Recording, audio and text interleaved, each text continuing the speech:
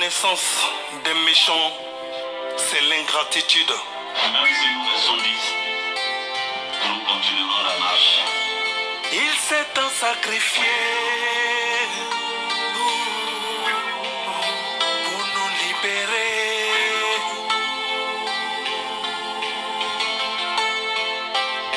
En retour, on veut l'humilier.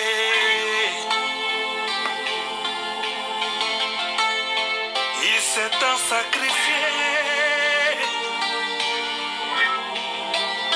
pour nous libérer.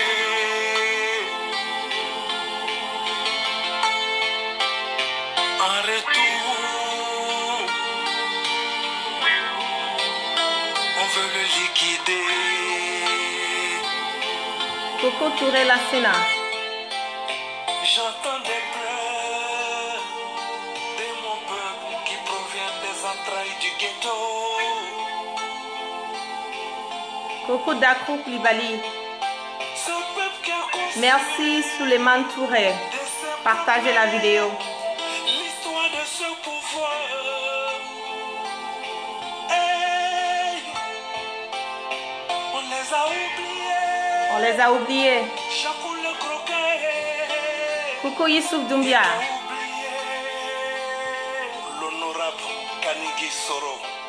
On t'a oublié, Kapora Djabie. On t'a oublié. Bonsoir Koné Idrissa. Coucou Elias l'enfant divin. Cissé Jacques, comment vas-tu? Ils ont oublié. Merci Dakrou Koulibaly. Courage à tous. La vérité très tôt nous a montré un nouveau chemin. Et ce chemin-là, Merci c'est de notre destin. le villageois. Inch'Allah, Inch'Allah. Inch'Allah. Merci Pacheco. Koné Idrissa. Coucou à toi mon frère Sangaré. Coucou Caricia Baker. Sera président. Pardonnons à ceux qui ont trahi par oubli ou par erreur. Que Dieu guide nos pas. Moussa Diarasuba, c'est un choix personnel. Congo Félicien. Voilà. Ce temps est arrivé Coucou à l'honorable. de se donner la main. Merci pour le support. Car nous sommes les enfants. Coucou Soro Abou. d'un Coucou même Dakrou pays. Koulibaly. Coucou à toi Timité Lassana. Le temps est arrivé. Le temps est arrivé d'accepter le destin de Soro Guillaume, d'être président. La volonté de Dieu. Acceptons la volonté de Dieu. Car c'est Dieu Parce que c'est Dieu qui fait les présidents. qui fait les présidents. Et qui défait Et c'est lui aussi qui défait les présidents dans un pays. dans le pays. Et c'est pourquoi Maman Sylvie Tagro Partagez la vidéo, invitez vos amis. arrive à l'homme N'arrive à l'homme que ce que Dieu que ce que Dieu a permis. Merci Cissé Ahmed. Coucou à toi Awa Ouattara. Bisous. Le ciel volable. Coucou Boukari Sawadogo. Et faisons confiance au temps. Faisons confiance au temps. 2020 n'est pas loin. Un jour, Je dis bien un jour, il il sera président. sera président. C'est pas un débat.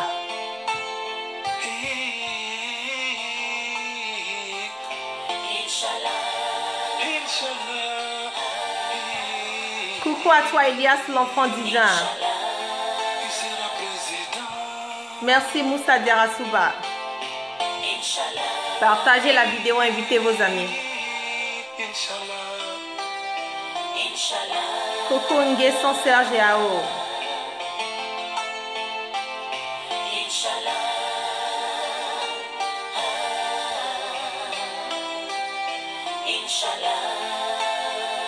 Coucou à toi, Abdella Sadiki.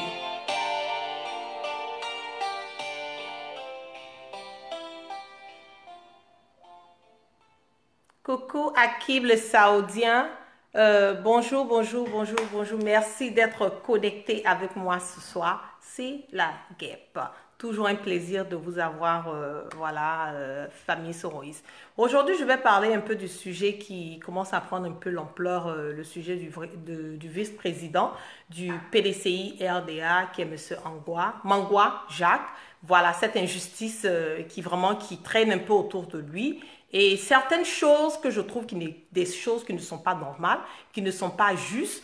Et aussi parler un peu de l'injustice, parler un peu de la méchanceté de ce que nous croisons. Parce qu'il faut le remarquer qu'il n'est pas la première personne qui a été, comme on le dit, qui fait face à ces genres de situations. Nous avons eu le cas de Soul to Soul, voilà, il faut le préciser, qui a traversé aussi ces genres de moments, qui a été emprisonné aussi, vraiment injustement, parce qu'il a fait un choix aujourd'hui que moi je pense que nous sommes libres, voilà, d'appartenir à n'importe quel parti politique que nous venons, mais de grâce, nous devons quand même avoir la force, le courage de respecter tout un chacun. Voilà, l'histoire de M. Mangwa Jacques m'a vraiment écœuré, vraiment, il faut le dire, et j'étais vraiment dégoûtée, voilà, de toute cette injustice. Je vais essayer de relater un peu les faits, voilà comment les choses se sont passées. Et maintenant, nous allons quand même, vous et moi, faire un peu, voilà, la part des choses, faire le discernement et comprendre que ce gouvernement moribond que nous avons aujourd'hui, ce pays, ils sont prêts à tout. Prêts à détruire, prêts à emprisonner des hommes innocents, vraiment tout juste parce que ces personnes ont décidé d'appartenir à des partis politiques vraiment de leur choix. Voilà. Je vais relater, comme je le dis, les faits et leur True Religion de Gogo. J'aurai besoin de beaucoup de cœur et beaucoup de likes parce que je sais que sûrement que ma vidéo sera voilà, menacée. Voilà, comme c'est ce qu'ils aiment faire, c'est ce qu'ils savent faire. C'est toujours de nous empêcher de vraiment pratiquer notre droit et notre devoir qui est cette liberté d'expression. Donc, pour pouvoir garder l'intégralité de ma vidéo, j'aurai vraiment besoin des likes, voilà, et aussi des cœurs. Voilà, je vais expliquer un peu comment les choses se sont passées. Monsieur Mangwa, Jacques Mangwa, a quelqu'un, voilà, chez lui à la maison qui s'occupe du nettoyage bien de la maison et aussi qui prend soin du château d'eau qui est, comme on appelle, qui alimente sa résidence et aussi les villageois. Voilà. Donc, arrivé là-bas, le monsieur ouvre, voilà, l'endroit, la petite, voilà, case et tout, dans la petite maison où il y a le château d'eau. Et il se rend compte qu'il voit des sachets, plein de sachets derrière la pompe et tout. Donc, ce qu'il fait, il est vraiment paniqué. Il appelle, il fait part de ça au chef du village et tout. Et eux, ils se déplacent, ils constatent qu'effectivement, dans ces sachets qui ont été déposés, voilà, comme on appelle, dans l'endroit où se trouve le château d'eau, ils ouvrent les sachets et ils découvrent des munitions, ils découvrent des couteaux, des machettes, des balles et tout. Donc, le chef de village, maintenant, alerte le vice-président, monsieur Mangwa Jacques, et lui dit, ah, voilà ce qui se passe. Nous nous sommes rendus compte qu'il y a des sachets et dans ces sachets, nous avons vu des munitions, nous avons vu des couteaux, nous avons vu des machettes et vraiment des choses vraiment qui ne sont pas, comme je le dis, vraiment des choses qui ne sont pas supposées être là. Donc le chef de village maintenant, lui à son tour, alerte le président et lui dit, ah voilà ce que nous avons trouvé. Voilà. Et le président maintenant, lui, il alerte, il faut le dire, parce que les gens sont en train de donner une mauvaise information, en train de relater les faits vraiment différemment.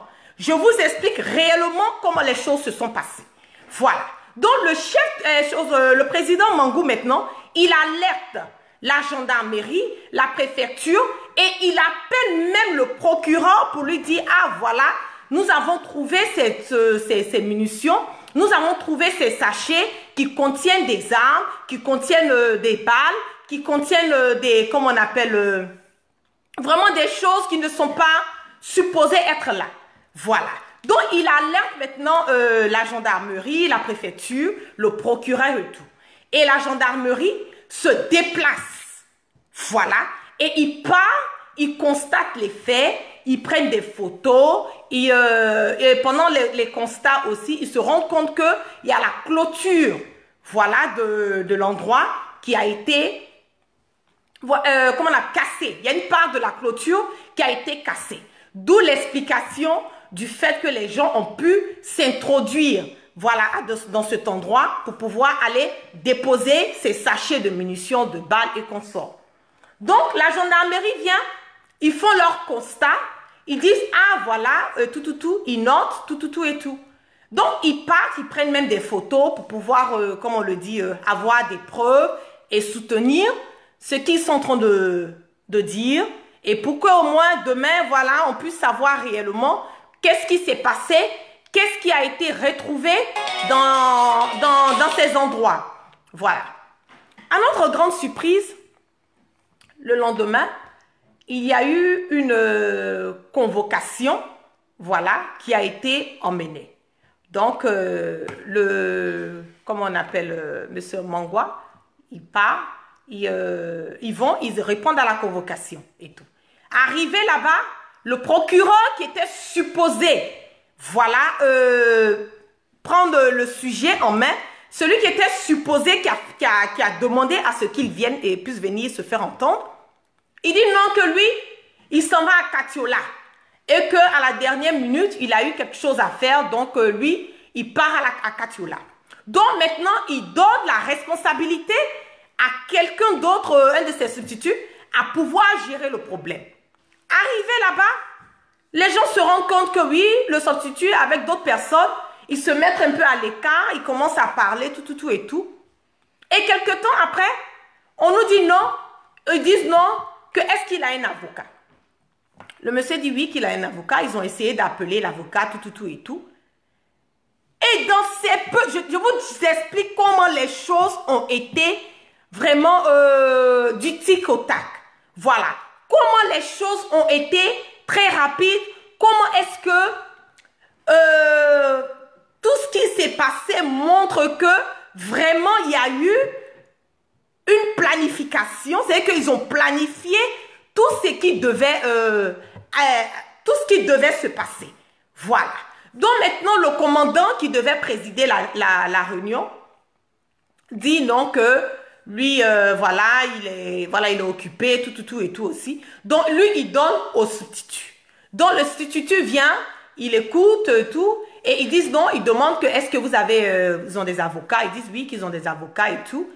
Et maintenant, ce qu'ils font, pendant que eux, ils étaient en train de parler des avocats, tout et tout, voilà, dans leur endroit, les substituts et le commandant ils se concertent à côté et ils reviennent maintenant, ils disent, ah bon, nous, voilà, les faits et tout, nous serons obligés de faire une arrestation. Voilà. Nous remarquons que ce sujet est un peu répétitif. Voilà. Nous remarquons que c'est ces mêmes choses qui se sont passées, je peux dire un peu différemment, dans le cas de Soutousou, où le gouvernement, Alassane Draman Ouattara lui-même et ses hommes sont allés déposer des armes. Ils vont déposer des armes chez des personnes. Et après, quand ils se rendent compte que ces personnes ne veulent plus appartenir à leur parti politique, ils retournent et ils disent encore que ce sont ces mêmes personnes qui sont allées acheter des armes, qui sont allées cacher des armes dans leur résidence pour pouvoir ressortir et faire des attaques, pouvoir ressortir, faire des coups d'État, pouvoir ressortir, attaquer et tout et tout. Monsieur Mangou, en 2010, il faut le préciser, était à mener la campagne de Ado. Et nous avons tous connaissance du pourcentage que ce monsieur a permis, il faut le préciser. En 2015, il était encore le directeur régional de campagne de Alassane Ouattara.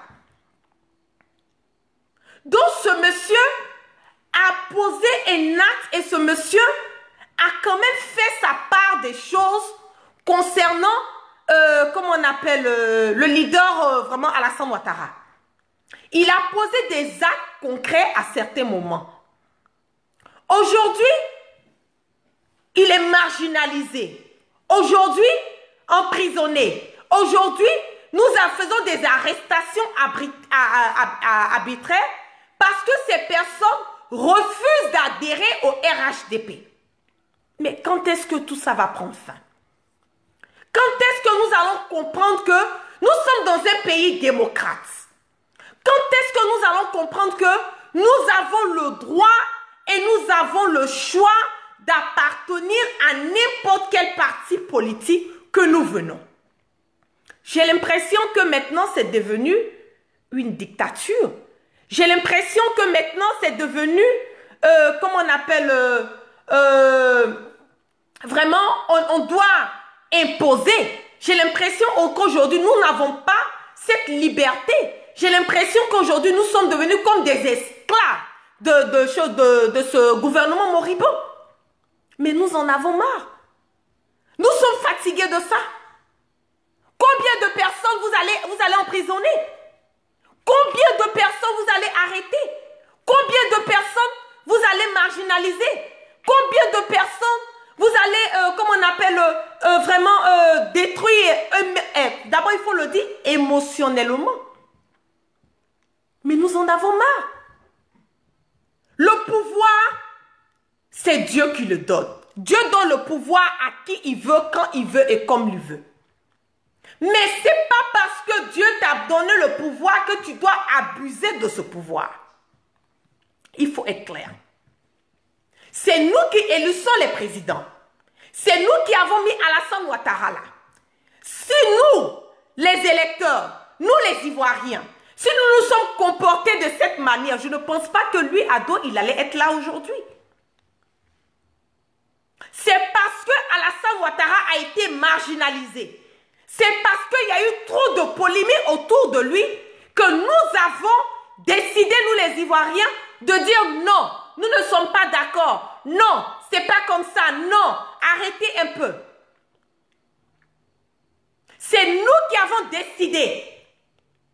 Et nous avons lutté, nous avons fait tout ce qui était en notre devoir et tout ce qui était en notre pouvoir pour permettre, et grâce aussi à Soro Guibafouri Guéon, pour permettre que nous puissions aller à des élections libres et transparentes. Mais ce n'est pas parce qu'aujourd'hui, que Alassane Ouattara est président, que c'est la fin du monde. Ce n'est pas parce qu'aujourd'hui, que Alassane Ouattara a ce pouvoir en main, que nous devons faire des arrestations.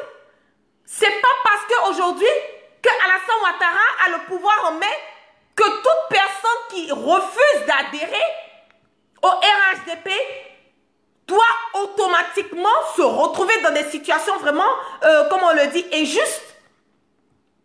Mais nous sommes fatigués. Nous en avons marre. Comment nous pouvons parler de réconciliation? Comment nous pouvons parler de cohésion? Comment est-ce que nous pouvons parler de liberté d'expression? Comment nous pouvons parler de démocratie?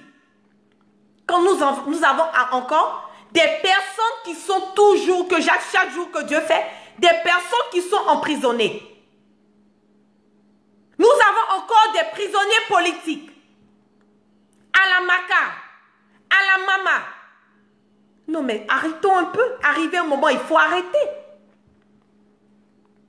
Nous devons arrêter d'insister dans la bêtise.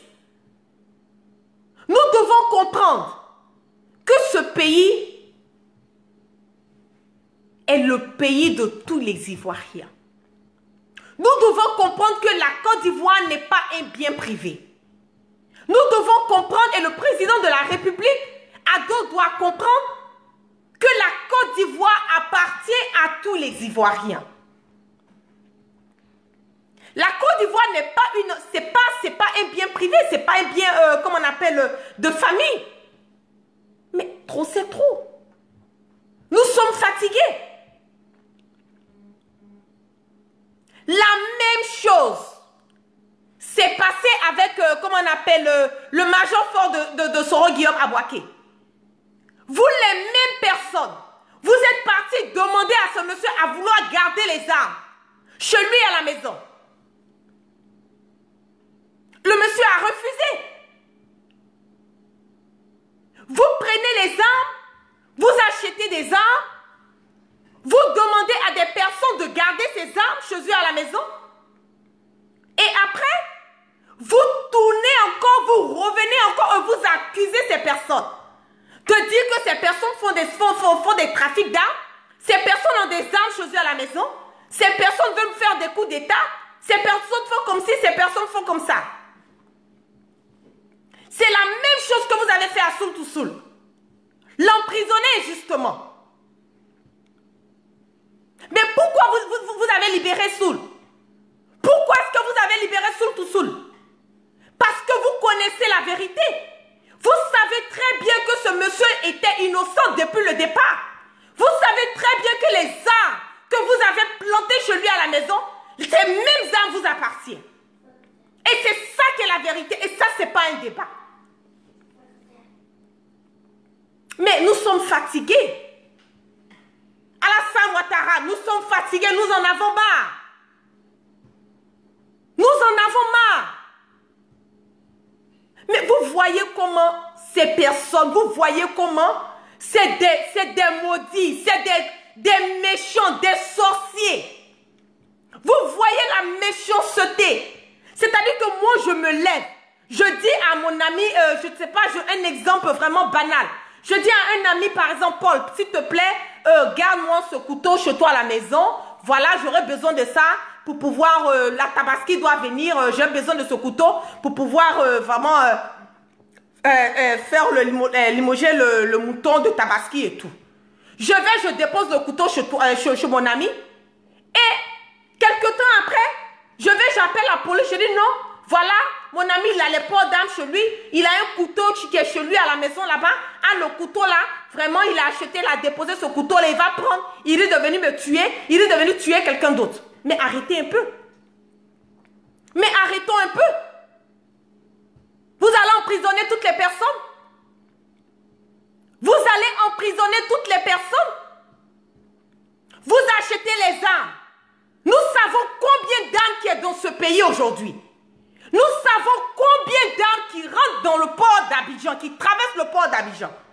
Vous êtes au compte. On va casser les papos, hein. Nous allons, asseyez-vous, on va casser les... On va se dire la vérité aujourd'hui. Mais trop, c'est trop. Vous achetez les armes. Vous cachez les armes dans les choses, dans les mosquées, dans les églises. Nous avons vu tout ça pendant la crise. Vous vous êtes plaint de les mêmes comportements que Gbagbo a eu. Mais vous êtes pire que ces personnes. Vous achetez les armes, les munitions. Vous payez tout. Vous cachez ça, vous donnez ça à des personnes. Vous cachez dans la résidence de ces personnes. Et quand vous vous rendez compte que ces personnes refusent d'appartenir à vos partis politiques, automatiquement vous retournez encore contre ces personnes. Mais trop, c'est trop. Mais trop, c'est trop. Nous en avons marre. Nous les Ivoiriens, là, on vous dit ça. On dit nous ne sommes pas prêts et c'est ça qui est la vérité. Nous ne sommes pas prêts pour ces futilités. Nous ne sommes pas prêts pour cette imbécilité. Nous ne sommes pas prêts pour toutes ces manigances que vous êtes en train de faire. Nous connaissons la vérité et nous savons très bien les actes et les gestes que vous posez. Nous le savons très bien. Vous avez arrêté Koné Draman Ba sous proteste qu'il a des armes chez lui. Mais toutes les arrestations que vous êtes en train de faire, nous n'avons jamais vu des preuves. Jamais vu des preuves. Mais arrêtez un peu. Arrêtez. Parce que le jour que le peuple va se fâcher, le jour que les gens vont sortir, vont se révolter, ah non, vous allez vous chercher. Vous allez comprendre ce jour-là que l'Ivoirien, il est très patient. L'Ivoirien, il ne parle pas souvent. Pas parce qu'il est bête, L'Ivoirien, il regarde, il observe. Mais le jour qu'il prend la décision de taper sur la table et se dit, trop c'est trop. Non, vous allez comprendre ce jour-là. Vous allez comprendre que nous sommes fatigués de tout. Vous allez comprendre que la Côte d'Ivoire n'est pas un bien privé. Vous allez comprendre que toutes ces manigances que vous êtes en train de faire, nous le voyons et nous le savons. Arrêtez un peu. Arrêtez un peu. Ne revenons pas sur ce que nous avons vécu. Ne revenons pas sur les faits qui se sont passés. Nous ne sommes pas fiers de ça. Trop de sang a coulé dans notre pays. Nous avons perdu des frères, des sœurs. Nous avons perdu nos pères, nos mères. Il y a des familles qui ont tout perdu. Toute une famille complètement. Mais pourquoi? Nous nous sommes plaints de tout ça. Et aujourd'hui, c'est vous les mêmes personnes. Vous faites pire. Vous faites pire que Gbagbo. Vous êtes grave que Gbagbo aujourd'hui. Nous nous sommes plaints des escadrons de la mort. Mais ce que vous faites là, ce n'est pas différent des escadrons de la mort. Emprisonner des personnes. Faire des tueries. Des arrestations arbitraires. La liberté d'expression n'est pas comment on appelle, il n'y a plus de liberté d'expression dans notre pays. Mais Ado, Alassane, vous savez, je le dis et je le précise, le pouvoir c'est Dieu qui le donne. Le pouvoir c'est Dieu qui le permet à qui il veut, quand il veut et comme il veut. Chacun a son destin sur cette terre. Si c'est moi mon destin de faire ce que je suis en train de faire, c'est Dieu qui l'a voulu. Ado, si aujourd'hui tu es président, c'est que quelque part c'était ton destin de devenir. Ça, faut le préciser. Si aujourd'hui Alassane Ouattara est président, c'est parce que c'était dans son destin. Mais Dieu est un Dieu juste. Le Dieu que nous prions est un Dieu juste. Avoir le pouvoir ne veut pas dire qu'on doit abuser de ce pouvoir. Avoir le pouvoir ne veut pas dire que nous devons abuser, nous devons faire nous devons malmener, c'est-à-dire rendre la vie et la vie insupportable, rendre la vie misérable aux gens. Nous en avons marre. Hey, excuse me. Guys, nous en avons marre. Nous sommes fatigués. Tout ça doit prendre fin. Arrêtez. Nous ne voulons plus de sang. Nous ne voulons plus que le sang coule dans notre pays. Nous ne voulons plus qu'un Ivoirien, le sang d'un Ivoirien coule dans notre pays. Soit, Alassane, tu pars par la grande porte, tout doucement, ou bien tu seras obligé de partir par la petite porte. Et ça, ce n'est pas un débat. Ça, ce n'est pas un débat. Soit tu pars par la grande porte, avec les honneurs, tu finis ton mandat tranquillement, tu vas te reposer dans ton village natal à Assini, tu mènes ta vie tranquillement. Ou bien, tu insistes dans la bêtise avec des personnes ingrates, des personnes comme les tomonans, comme on les appelle, qui sont autour de toi, qui te donnent de ces conseils, qui te disent encore que tu as une chance de pouvoir mener encore ce pays. Soit tu les écoutes et tu pars par la petite porte. Et ça ne sera pas beau, hein? Parce que nous n'allons pas accepter. Et c'est ça qui est la vérité. Aujourd'hui, nous n'allons pas accepter ce qui s'est passé dans le passé. Nous n'allons pas accepter. Et nous ne sommes pas prêts à accepter. Il n'y aura pas de troisième mandat pour Alassane Dramane pays. C'est impossible. À un moment, il faut apprendre à respecter.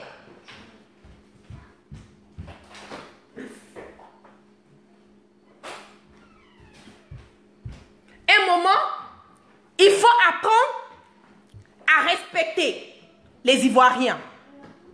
Il faut apprendre à avoir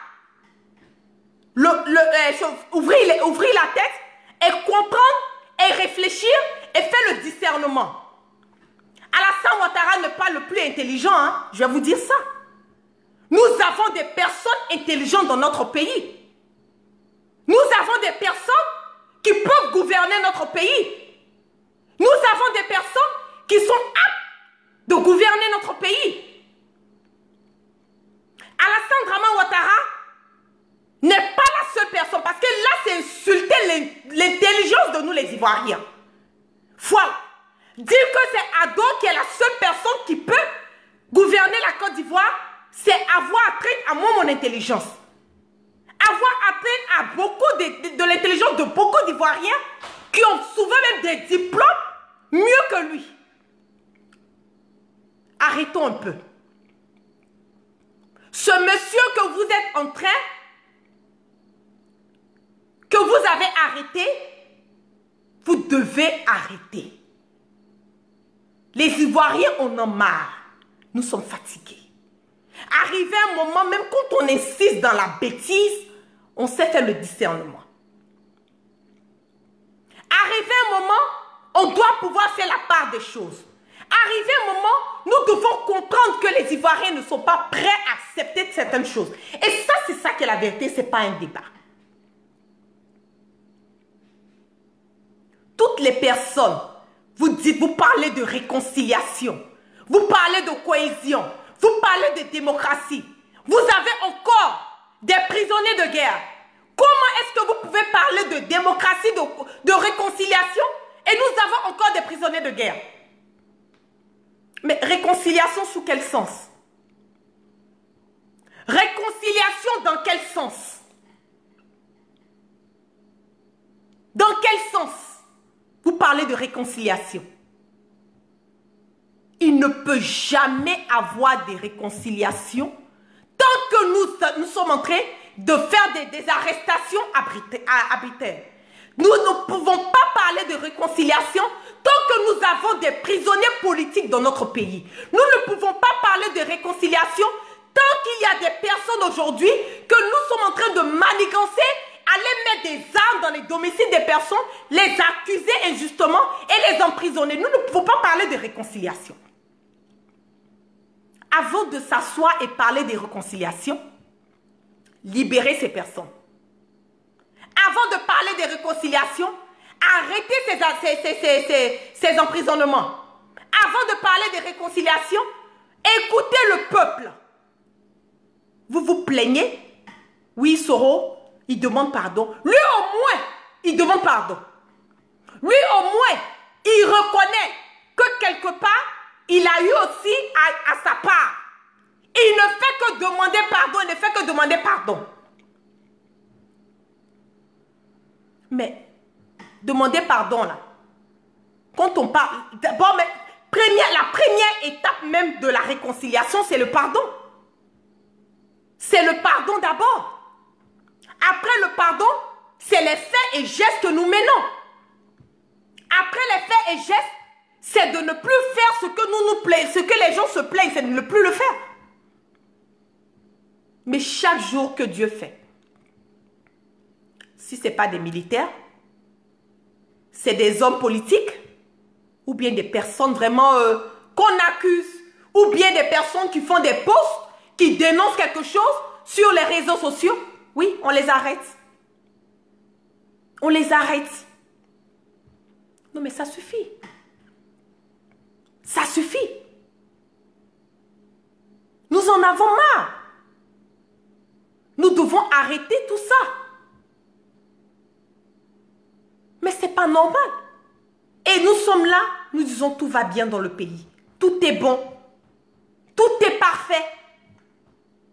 Quand vous êtes en train de vous-même faire des manigances, Quand vous-même, vous êtes en train d'acheter vos propres armes.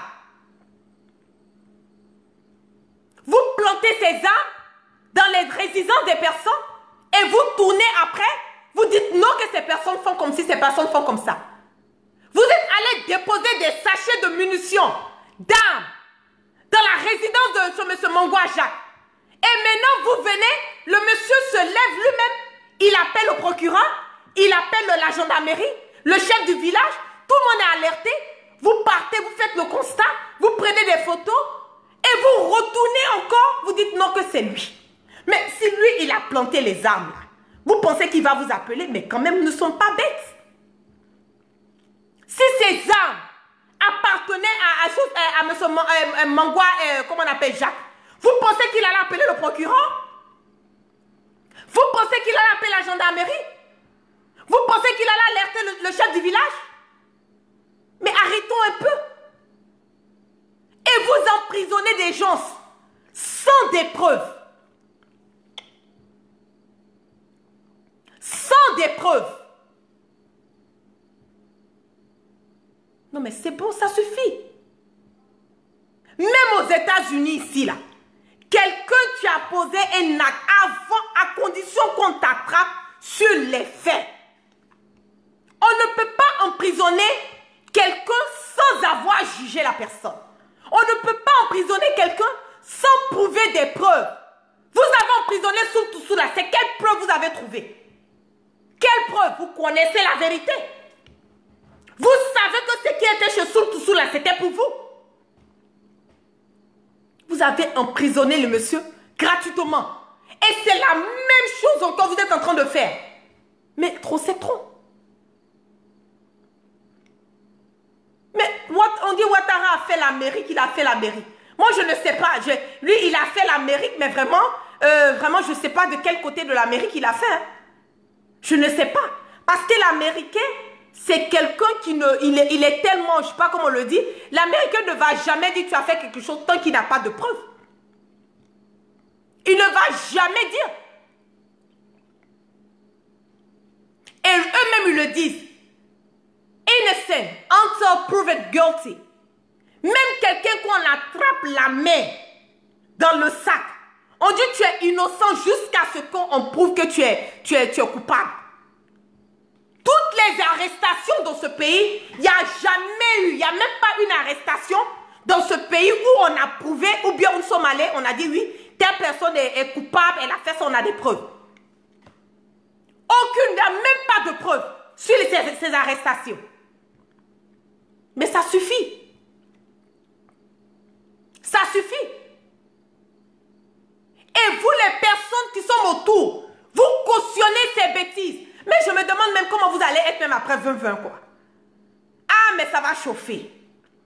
Je me demande comment certaines personnes vont, si ces personnes-là même ne vont pas quitter. C'est-à-dire que Soro Guillaume, quand il va venir, il ne va pas chasser quelqu'un. Mais vous-même, là, tellement vous avez baillé, là, tellement vous avez chié, tellement ces chienlis, là, vous avez pratiqué, là, que vous-même, vous allez plier vos bagages, vos valises, et puis vous allez vous chercher. Vous-même, vous allez vous chercher. Parce que les actes que vous posez, là, quand tu sais que, et nous savons très bien que le pouvoir, il n'est pas éternel, hein. Le pouvoir n'est pas éternel. Donc, les actes que vous posez, là, vous savez très bien qu'un jour, tout ça va prendre fin. Vous savez très bien que un jour, Alassane Ouattara ne sera plus le président de la Côte d'Ivoire. Et ça, ce n'est pas un débat. Vous le savez très bien. Est-ce que vous réfléchissez? Est-ce que vous vous dites même que le jour que Ado ne sera pas président de la République, là, nous qui avons fait ça, qui avons comme les Américains le disent, là, nous qui avons chié pour déposer, là, comment est-ce que nous allons pouvoir vaquer à nos occupations dans le pays? Comment est-ce que nous allons pouvoir mener notre vie dans ce pays le jour que Ado n'est pas là? Vous pensez à ça? Vous réfléchissez à ça? Toi, le procureur Adou Charles, tu penses que toi, tu vas pouvoir vaquer à tes occupations? Tu penses que le jour qu'Alassane Ouattara n'est pas là, toi, Abdou Richard, tu vas pouvoir marcher dans les rues de la Côte d'Ivoire? Tu vas pouvoir le faire? Après, c'est pour dire, les gens sont méchants. L'Ivoirien, il est ingrat. C'est pour dire, l'Ivoirien, il est comme on appelle, il est comme quel terme la maison peut dire? Il est méchant, nous sommes rancuniers. Mais bien sûr, les personnes, les familles, les amis de ces personnes que vous avez emprisonnées injustement, vous pensez que ces personnes ne sont pas en train de vous regarder? Vous êtes dans leur rétroviseur. Voilà. Vous êtes leur cible. Le jour qu'Ado va mettre dedans, vous allez vous aussi là, apprêtez-vous à mettre dedans. Apprêtez-vous à mettre dedans.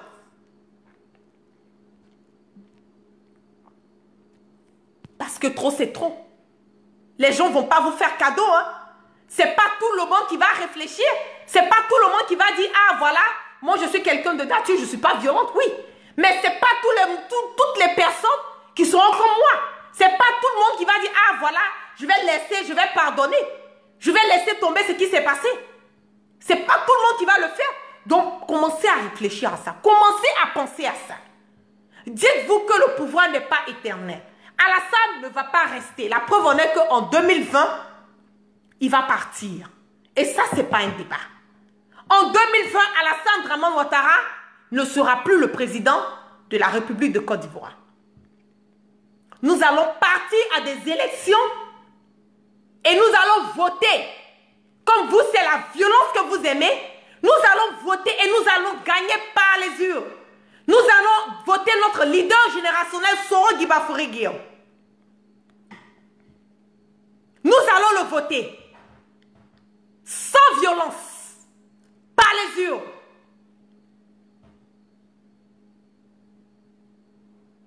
Nous sommes fatigués. Trop, c'est trop. Arrêtons un peu. Libérons les prisonniers. Libérons les prisonniers politiques. Libérons les militaires qui ont été emprisonnés. Libérons toutes ces personnes. Et là, maintenant, nous pouvons parler de réconciliation. Là, nous pouvons parler de cohésion. Là, nous pouvons parler d'une vraie démocratie. Et donnons la chance à tout un chacun d'exprimer leurs droits et leurs devoirs, qui est cette liberté d'expression. Nous devons le faire.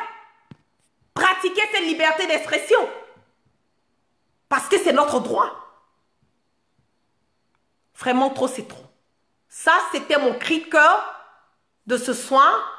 Et vraiment, il faut que les choses vraiment changent. Voilà. Nous en avons marre.